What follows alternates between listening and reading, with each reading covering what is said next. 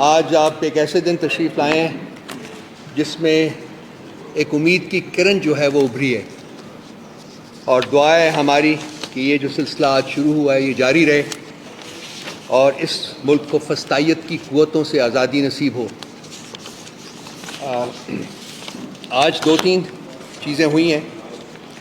ایک تو خان صاحب کا جو توشہ خانہ کیس میں جو ان کو سینٹنس دی گئی تھی اس کو سسپینڈ کیا گیا ہے، کوش نہیں کیا گیا ابھی۔ یہ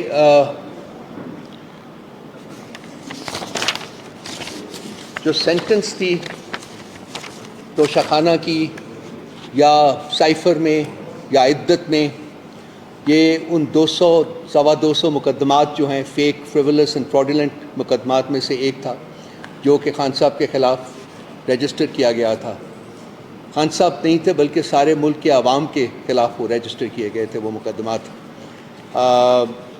آج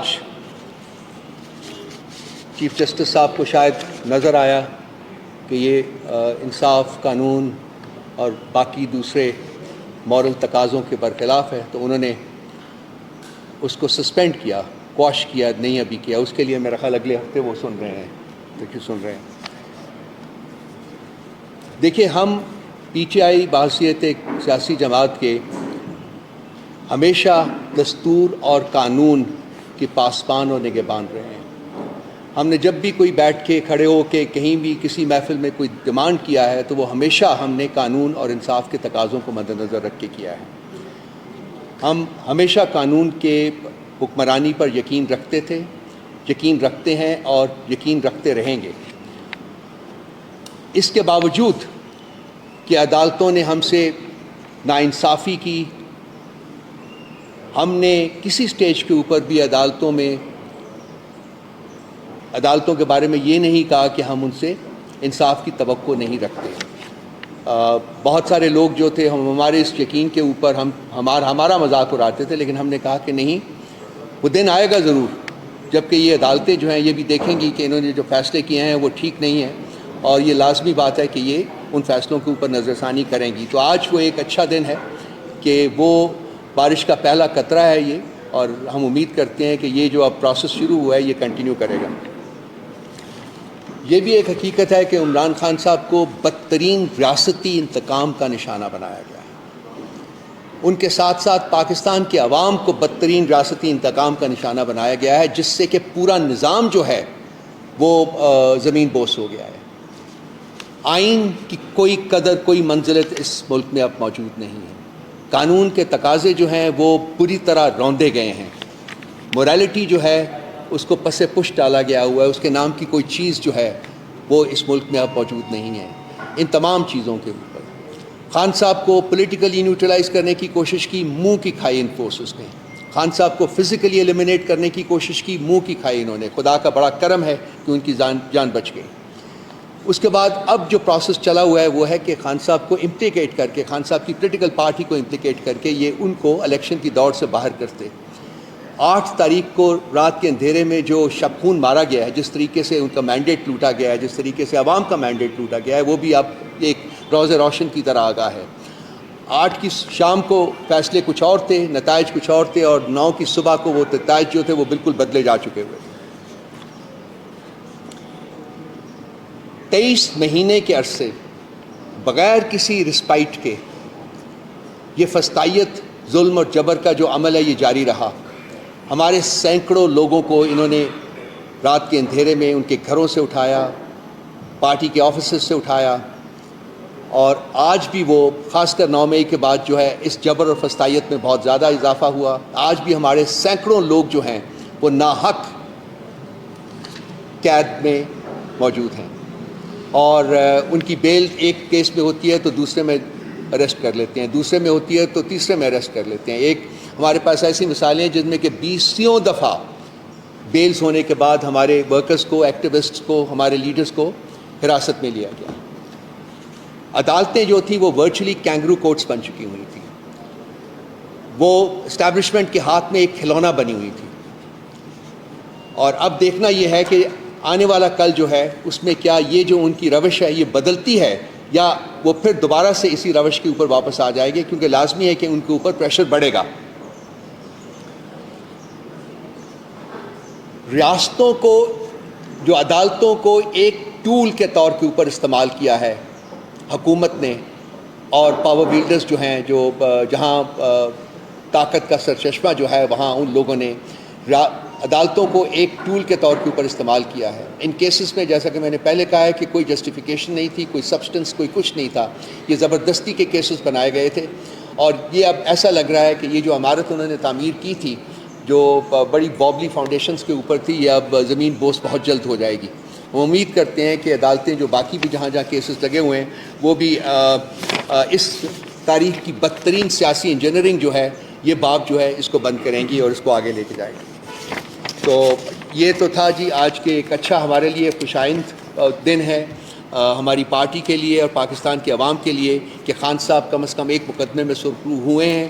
ہمیں یقین کامل ہے کہ عنقریب وہ باقی مقدمات میں بھی اسی طرح سے سرخرو ہوں گے، عنقریب وہ جیل سے باہر نکلیں گے، اور عنقریب وہ اس ملک کے وزیر اعظم بنیں گے دوبارہ انشاءاللہ۔ اس کے بعد جو ابھی ریسنٹلی ایک اور جو کام ہوا تھا، جس میں کہ اسلام آباد ہائی کورٹ کے 6 جج صاحبان نے ایک خط لکھا تھا سپریم جوڈیشل کونسل کو، اور انہوں نے استدعا کی تھی کہ ایک جوڈیشل کنونشن بلایا جائے، کیونکہ ان کے کام میں جو ریاستی ادارے ہیں، انٹیلیجنس ایجنسیز ہیں، اور ان کے جو پروردہ ہیں، ان کے جو کارندے ہیں، وہ مداخلت کرتے ہیں، ان کو انٹیمیڈیٹ کرتے ہیں، ان کو کوئرس کرتے ہیں، ان کو پریشرائز کرتے ہیں، اور اپنی پسند کے فیصلے کرانے کے اوپر مجبور کرتے ہیں۔ تو انہوں نے یہ اوپن لیٹر میں انہوں نے کہا تھا جی کہ ایک جوڈیشل کنونشن بلایا جائے، اور جوڈیشل کنونشن بنانے کا مقصد یہ ہے کہ جی باقی جج صاحبان جو ہیں وہ لوور عدالتیں ہوں یا سینئر عدالتیں ہوں، ہم صرف 6 جج نہیں ہیں بلکہ سینکڑوں اور ہیں، اور ہم چاہیں گے کہ ان کی داستان جو ہے وہ بھی سنیں کہ ان کو کس قسم کے پریشر سے روشناس ہونا پڑا، دیکھنا پڑا، پریشر ان کے اوپر ڈالا، تاکہ اس کے بعد اگلا جو سٹیپ تھا وہ انہوں نے کہا تھا جی کہ عدالت عظمیٰ جو ہے، چیف جسٹس صاحب جو ہے، وہ اس کا سو موٹو لیں اور اس کو 184(3) کے تحت یہ مقدمہ جو ہے یہ سنا جائے اور اس کا فیصلہ کیا جائے۔ اب چیف جسٹس صاحب نے انفارچونیٹلی،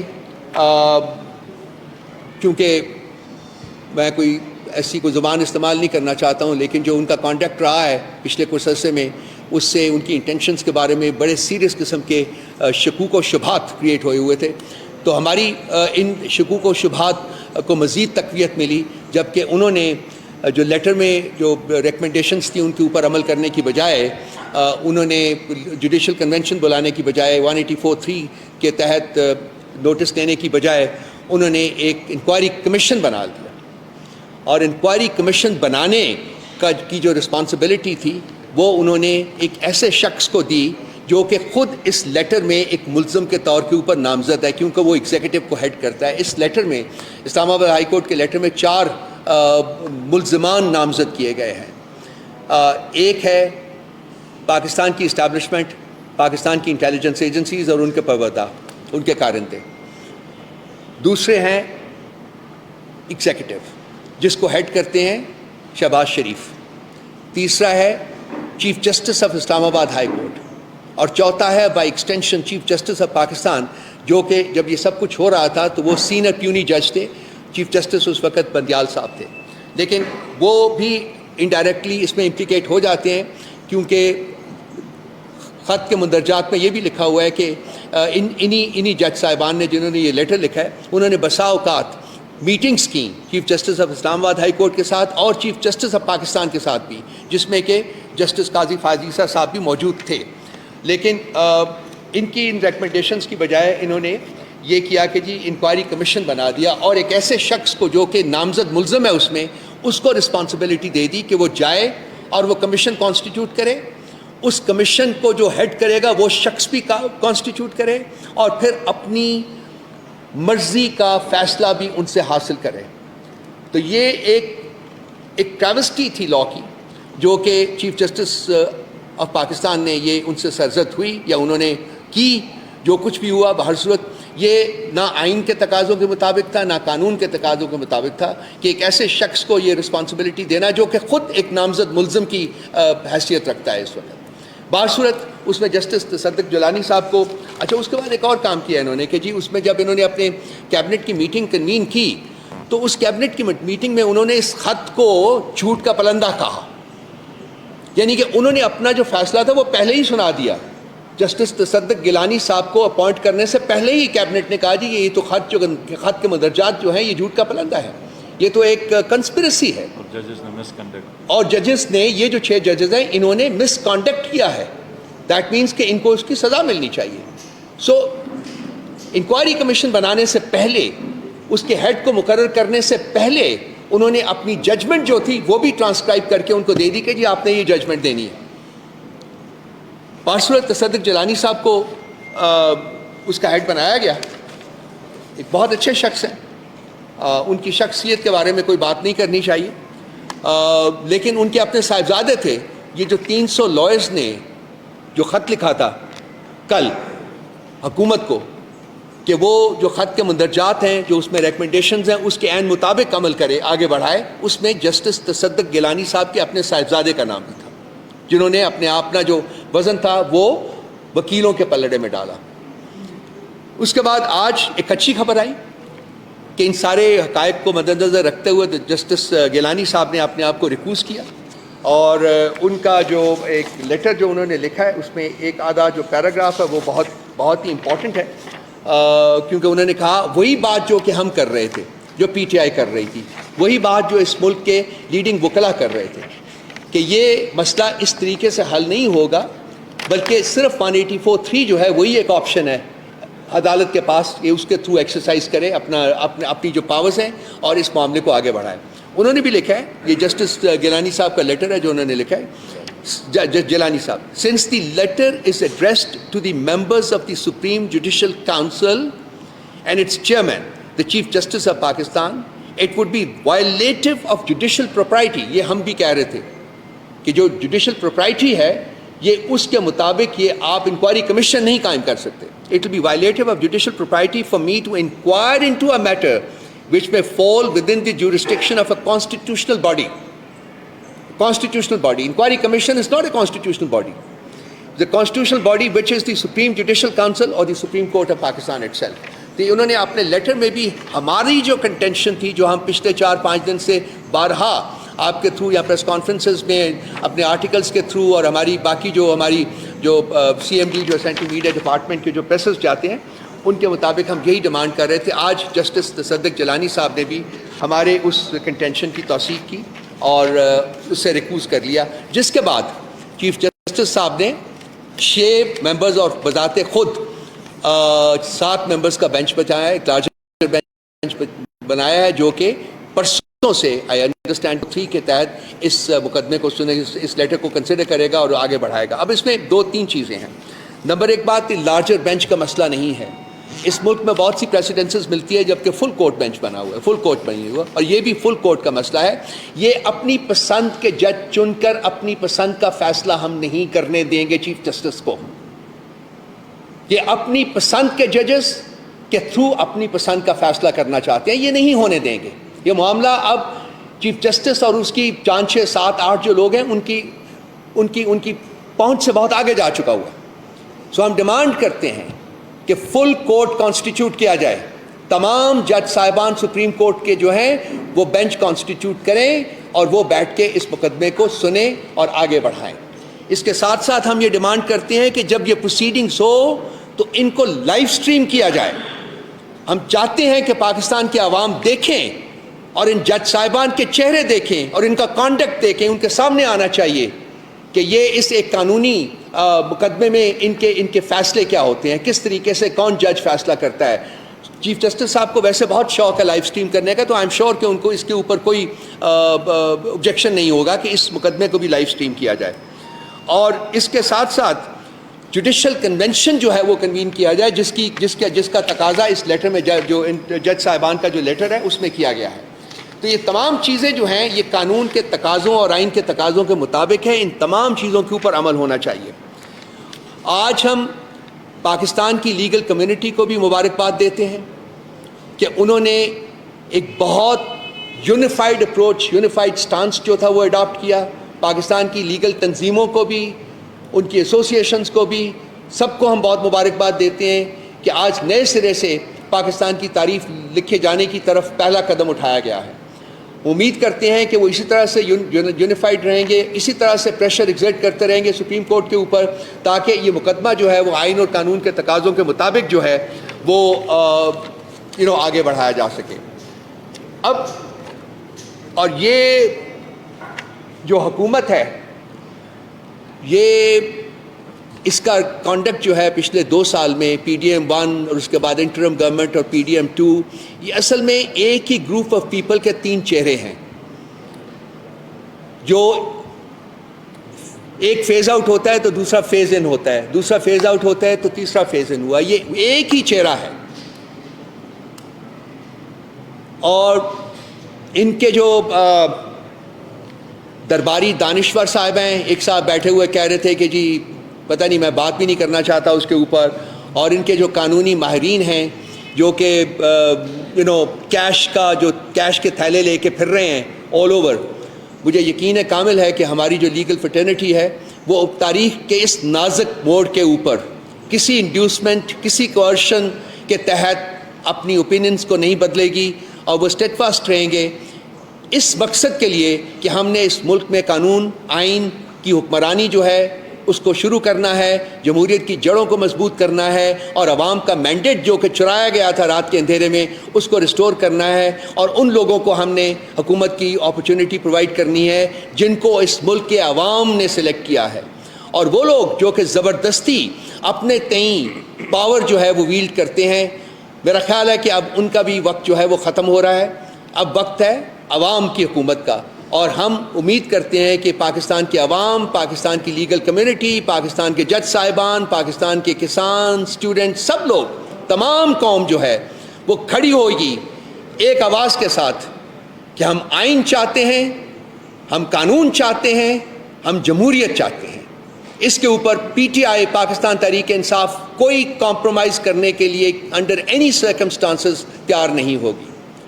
میں اب ریکویسٹ کروں گا خالد خورشید صاحب سے کہ یہ آپ سے کچھ دیر میں کچھ الفاظ آپ کے ساتھ یہ بھی بیان کریں۔ اوور ٹو یو خالد صاحب۔ تھوڑا سا بیٹا کر دیجیے گا۔ بسم اللہ الرحمن الرحیم۔ Thank you. بسم اللہ الرحمن الرحیم۔ سب سے پہلے ہمیں یہ سمجھنا ہے کہ یہ لیٹر کتنا امپورٹنٹ ہے۔ 1955 میں جسٹس منیر نے ڈیسیجن دیا مولوی تمیز الدین کے کیس میں، اس دن سے لے کے آج تک ہماری جوڈیشری کبھی انڈیپینڈنٹ نہیں رہی۔ تاریخ کے ایسے شاندار فیصلے ہوئے ہیں کہ ہم اگر تاریخ جب بھی آپ پڑھیں گے آپ کو افسوس ہی ہوتا ہے۔ یہ اور کوئی ریزن نہیں ہے کہ ہماری جو جوڈیشری ہے پاکستان کی وہ دنیا میں 138 نمبر پہ اس لیے آئی ہے کہ اس کو ملک کے اندر ہمیشہ فریکچر کیا گیا اپنے ذاتی مقاصد کے لیے۔ اور کن مقاصد کے لیے؟ بالخصوص جب ملک میں آئین اور قانون کو آپ نے توڑنا ہے، ایک انٹرنیشنل اسٹیبلشمنٹ کے اشارے پہ جب اس ریجن میں کوئی بڑا ٹارگٹ آپ نے اچیو کرنا ہے تو سب سے پہلا کام ہماری جوڈیشری کو فریکچر کیا گیا۔ تو آج 75 سالہ تاریخ میں پہلی دفعہ 6 ججز اٹھے ہیں اور انہوں نے یہ لیٹر لکھا ہے۔ تو اب ہم نے بحیثیت قوم فیصلہ کرنا کہ ہم نے آیا جو انہوں نے اتنی بہادری کا کام کیا، میں تو اس کو بہت زیادہ دلیری کا کام سمجھوں گا کہ جو آج تک کوئی نہیں کر سکا یہ ان 6 ججز نے کر دیا، اس کو ہم نے ضائع ہونے دینا ہے کہ اس کو منطقی انجام پہ ہم نے پہنچانا ہے۔ یہ اگر ہم اپنے ہمسایوں کے اوپر نظر ڈالیں، لیفٹ رائٹ کے اوپر 3 اطراف میں، پاکستان کے ہمسائے میں کوئی ایسا ملک نہیں ہے، اور اب انکلوڈنگ افغانستان، جس کا عدل کا نظام ہمارے سے زیادہ بہتر ہے۔ اور آپ پھر وہاں پہ دیکھیں کہ وہاں پہ فورن انویسٹمنٹ پاکستان سے بہت بہتر ہو گئی ہے، اکانومی ان کی بہتر ہو گئی، ان کا کرنسی ریٹ ہم سے بہتر ہو گیا۔ پاکستان کے اندر اب یہ حالات ہیں کہ غریب، ابھی یہ جو آپ کا بجٹ آئے گا IMF کے بعد، ایک وقت کی جو روٹی بچی ہے نا آدھی پاپولیشن کے پاس، وہ بھی چھننے کے قریب ہے. تو یہ سب آپ کا لنکڈ ہے کہ جس معاشرے میں جوڈیشل سسٹم مضبوط ہے، انصاف پائیدار ہے، تو وہ ملک آگے ترقی کرتا ہے. اور جس ملک کے اندر انصاف ہے وہاں فیڈریشن مضبوط ہوتی ہے، وہ ریاست مضبوط ہوتی ہے، اس کی بقا خطرے میں نہیں ہوتی. جب آپ اپنی جوڈیشری کو ہم بحیثیت ریاستی اداروں کے ذریعے فریکچر کرتے رہیں گے تو یہ ریاست کی بنیاد کے اوپر، یہ جو پاکستان ہے اس کی بنیاد کے اوپر یہ حملہ ہے. اب سب کچھ تباہ کر ہیں. اور پھر جو دیکھیں خان صاحب کہتے تھے لنڈن پلان، یہ ایک ایک چیز آپ کا عیاں ہو رہا ہے. یہ آپ کا جو لیٹر لکھا ہے ون مین کمیشن نے، تصدق جیلانی صاحب نے، اس نے سب کچھ عیاں کر دیا. ان کا نیکسس عیاں کر دیا ہے. اور جو ہم کہتے تھے اور جو جتنی عوام کہتی تھی، کیا چیف جسٹس کو یہ نظر نہیں آ رہا تھا؟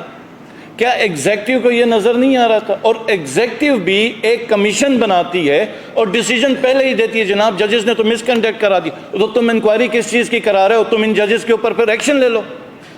انکوائری پر کس چیز کی ہے جب آپ نے اپنا مائنڈ دے دیا؟ اور سب سے بڑا کرمنل، قانونی کرمنل جو ہمارا لا منسٹر ہے اعظم نذیر تاڑڑ، جس نے پچھلے 22 سال میں بھی ہر قسم کی اپنی سروسز پیش کی، الیکشن کو ڈیلے کروانے میں، کانسٹیٹیوشن کی وائلیشن میں، بیسک ہیومن رائٹس کی وائلیشن میں، آج بھی اپنی سروسز رینڈر کر رہا ہے.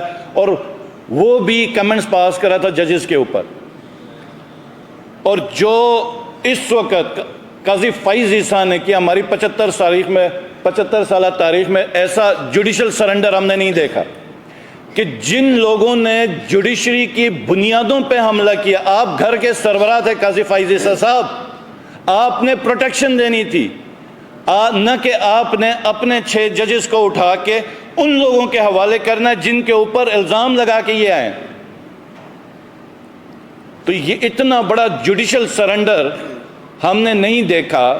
یہ تو بھلا ہو تصدق جیلانی صاحب کا، جنہوں نے شرم دلائی جوڈیشری اور ایگزیکٹو کے ہیڈز کو کہ جناب آپ یہ ون مین کمیشن نہیں بنا سکتے، یہ آپ نے خود کرنا ہے.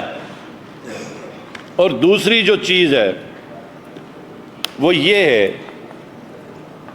کہ جو قاضی فائز عیسیٰ صاحب کا جب صدارتی ریفرنس کے اوپر کیس تھا تو ایک جج کا کیس تھا قاضی فائز عیسیٰ صاحب کا، 10 رکنی بینچ سن رہا تھا. آج 6 ججز نے، عدلیہ کے 6 ججز نے الزام لگایا ہے کہ ان کے رشتہ داروں کو اٹھا کے الیکٹرک شاکس دیے جا رہے ہیں. اوپر کمرے میں تو ان کے جو ماسٹر بیڈ روم میں کیمرے لگے ہوئے ہیں. ان 6 ججز کے اوپر کوئی کرپشن کا کیس نہیں تھا، کوئی لنڈن کے اندر ان کی فیملی کی پراپرٹیز نہیں نکل آئی تھی. ان کے رشتہ داروں کو اٹھا کے ٹارچر کیا جا رہا تھا. تو کیا وجہ ہے کہ آپ 7 رکنی بینچ بنا رہے ہیں جب سب کچھ قوم کے سامنے آیا ہے اور قوم ڈیمانڈ کر رہی ہے فل بینچ کا؟ تو کیا ضرورت ہے آپ کو 7 رکنی بینچ بنانے کی؟ آپ فل بینچ بنائیں. وہ کہتے ہیں، مشہور ایک بات ہے قانونی دائرے اس میں، کہ انصاف خالی کرنا نہیں، انصاف ہوتا ہوا بھی نظر آنا چاہیے. آپ کی انٹینشن جوڈیشری اور ایگزیکٹو کی تو پہلے دن سے ہی میلیفائڈ تھی اس کے اوپر. آپ تو اس پورے مسئلے میں حصہ رہے ہیں. ہم الزام لگاتے رہے کہ آپ سب جو ہیں لنڈن پلان کا حصہ ہیں. اور یہ جو آج ہم بالکل حق بجانب ہیں کہ یہ اس وقت کے چیف جسٹس کی 3 ایئرز کا جو ایکسٹینشن ہے یہ لنڈن پلان کا حصہ ہے. کیونکہ جو کام، جو سروسز ان کی صورت میں مل رہی ہیں، یہ میرا نہیں خیال کہ کوئی اور دے گا. اور میں ریکویسٹ کرتا ہوں پوری قوم سے، کسی بھی پولیٹیکل پارٹی کا ہو، کسی بھی پروفیشن کا ہو، اگر پیپلز پارٹی والے سن رہے ہیں کہ اگر جوڈیشری آزاد تھی تو بھٹو کو شاید پھانسی نہ لگتی. PMLN والوں کو اگر کوئی اعتراض ہے تو جوڈیشری آزاد ہوتی تو ان کے ساتھ بھی وہ زیادتی نہ ہوتی. آج ہم 2 سال سے تاریخ کی کا بدترین ہم ظلم برداشت کر رہے ہیں. کون سا ایسا بنیادی انسانی حق ہوگا جو وائلیٹ نہیں ہوا؟ لیکن اگر جوڈیشری آزاد ہوتی تو ہم بچ جاتے. تو ہم نے فیصلہ کرنا ہے کہ ہم نے کیسا ملک ہمیں چاہیے, ہم نے کس ملک کے لیے آزادی دی تھی. میرا تعلق تو گلگت بلتستان سے. کس قسم کی ریاست ہمیں چاہیے, کس قسم کا پاکستان ہمیں چاہیے؟ کہ ایسا پاکستان چاہیے کہ جس میں عدلیہ بھی فور رینٹ آ گئی آج کے بعد؟ تو یہ جو چھ رکنی جو بینچ جو ججز نے جو لیٹر لکھا ہوا ہے, میں سمجھتا ہوں اس سے بڑا پاکستان کی ہسٹری میں کوئی کام نہیں ہوا. اور یہ تمام حلقوں کو ہمارا واضح پیغام ہے کہ نہ ہم بھولنے دیں گے, نہ آپ کو اس لیٹر کو سرد خانے میں ڈالنے دیں گے. انشاءاللہ تعالی یہ منطقی انجام کو پہنچے گا اور تمام جو مورے ہیں وہ کیفر کردار کو پہنچیں گے انشاءاللہ تعالی. بہت شکریہ. جی تھینک یو.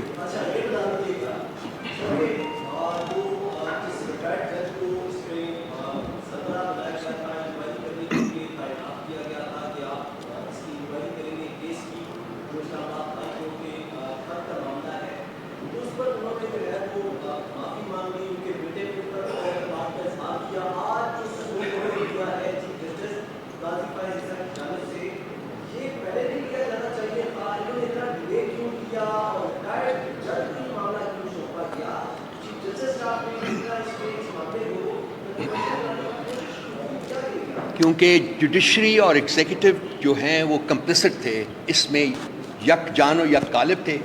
ان دونوں کا مقصد یہ تھا کہ اس سارے معاملے کو رگ کے نیچے دبا دیا جائے. لوگ بھول جائیں گے, وقت گزرے گا تو وہ بھول جائیں گے. یہ کہتے ہیں پارٹنرز ان کرائم. انفارچونیٹلی میرے دوست نے بھی بہت کچھ بیان کیا ہے, میں بالکل ان کے ساتھ ایگری کرتا ہوں اور اس کو بھی آگے لے کے جانا چاہوں گا کہ اب اس معاملے کے بعد چیف جسٹس آف پاکستان کے پاس کوئی لوکل اسٹینڈ آئی نہیں رہتا کہ وہ as chief justice of Pakistan continue کریں. ان کو چھوڑ دینا چاہیے. بالکل ویسے ہی جیسے کہ چیف جسٹس آف اسلام آباد ہائی کورٹ کے بارے میں بھی میں نے اپنی لاسٹ پریس کانفرنس میں بھی کہا تھا کہ he should quit, he should resign. He has no locus standi to continue as a جج of the high court as Islamabad high court. تو یہ ملی بھگت تھی ایگزیکٹو اور جوڈیشری کے درمیان, جو کہ جسٹس جیلانی صاحب کی ریکوزل کی وجہ سے ایکسپوز ہوئی ہے. اور جیسا کہ خالد صاحب نے کہا ہے کہ ہم اس معاملے کو دبنے نہیں دیں گے. P T I is determined کہ اس معاملے کو اپنے منطقی انجام تک ہم نے لے کے جانا ہے. بالکل آپ نے صحیح کہا, پہلے ہی یہ ہونا چاہیے تھا اور فل کورٹ ہونی چاہیے. 7 ججز کا جو بینچ ہے وہ ہمیں قبول نہیں ہے اور ہم اس کو نہیں مانیں گے اور ہم اس کو چیلنج کریں گے.